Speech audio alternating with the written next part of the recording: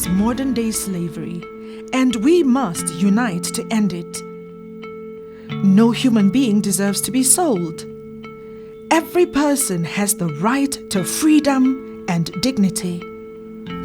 MeCAHT works in Nigeria to prevent human trafficking through producing anti-human trafficking films, creating awareness among vulnerable groups, rehabilitating victims of trafficking, building partnerships and networks, hosting conferences, providing trainings, running sustainable freedom businesses.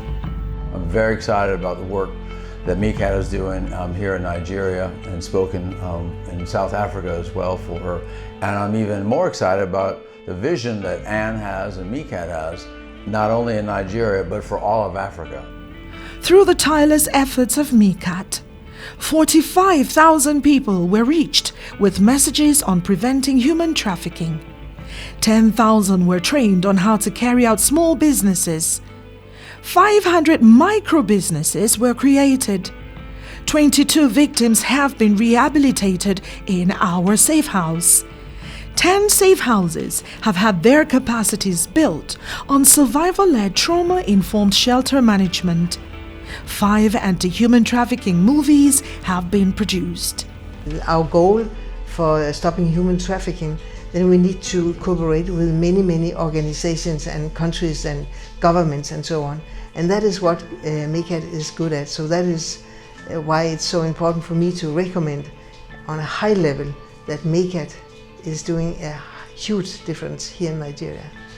It's an organization to reckon with. It's I see love, I see passion for what they stand for. I see integrity. MeCAHT has come very strong to me.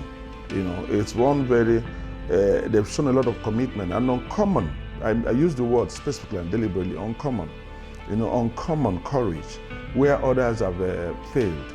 I've seen how MeCAHT has made a difference not only in the lives of the advocacy work and the advocates that are fighting against human trafficking, but also in the lives of the traffickers and in the people who've been trafficked.